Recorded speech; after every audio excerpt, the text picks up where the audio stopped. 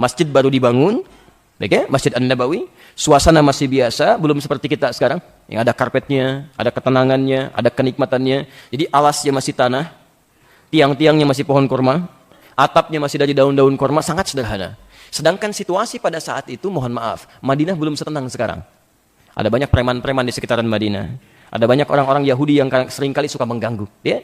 Karena itulah dalam hal ini, Nabi SAW menyampaikan kalimat-kalimat yang menekankan salat di masjid bagi laki-laki dan menjadikan perempuan tetap menunaikan salat di rumahnya. Sehingga keluarlah bahasa-bahasa Nabi, salat yang paling utama bagi perempuan, tunaikan di rumahnya. Sepanjang tetap ke dalam rumah, maka itu yang terbaiknya. Salat bagi laki-laki, tunaikan di masjidnya. Jelas di sini? Jadi kalimat-kalimat ini disampaikan oleh Rasulullah SAW dalam konteks keadaan pada saat itu masjidnya belum terbuka nyaman untuk ibadah bagi para perempuan. Nah, disimpulkan oleh para ulama, nanti ibu jangan bertanya lagi ya dalam persoalan ini. Disimpulkan oleh para ulama, larangan bagi perempuan sholat ke masjid pada saat itu ternyata diikat dengan sebab-sebab tadi. Satu, di jalan belum aman, masih ada fitnah. Kedua, tidak ada tempat khusus di masjidnya. Pelan-pelan. Saya ulang. Satu, keadaan belum aman, masih ada fitnah. Jangankan ke masjid, mau ke toilet pun diganggu oleh orang Yahudi. Ya, itu terjadi sampai turunnya ayat hijab nanti. Ya. Yang kedua, belum ada tempat khusus bagi perempuan. Dan yang ketiga, awas hati-hati, yang ketiga terkait persoalan mahram. Ya, terkait persoalan mahram. Baik, dengan siapa dia berangkat? Ataukah ada persoalan di rumah? Awas, ada persoalan di rumah yang menjadi kewajiban bagi perempuan yang harus ditunaikan ya, dibandingkan dengan dia berangkat ke masjid.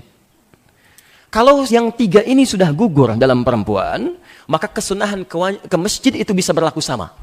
Ya, kesunahan ke masjid, maksudnya sholat di masjid, itu berlaku sama hukumnya baik laki-laki ataupun perempuan. Misal, maaf, ini masjidnya sudah dekat dengan rumah kita. Tiba-tiba misalnya mau berangkat, kalau dalam perjalanan itu sudah tidak ada fitnah-fitnah, ada teman-temannya, atau bahkan suami istrinya, tempatnya ada khusus untuk areal perempuan, ada untuk laki-laki, dua. Yang ketiga, ibu sudah selesai kewajiban di rumah sebagai seorang ibu. Anak tidak ada yang rewel lagi, ya, tidak ada yang minta ASI macam-macam dan sebagainya. Maka kesunahannya berlaku. Silahkan Anda ke masjid seperti lelaki ke masjid. Ya, karena itulah sekarang di Madinah ada saf khusus untuk perempuan. Saat laki-laki ke masjid, perempuan juga ke masjid. Terbuka sekarang. Ya, jelas di sini?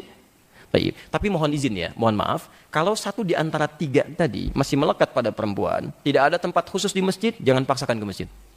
Jelas ya?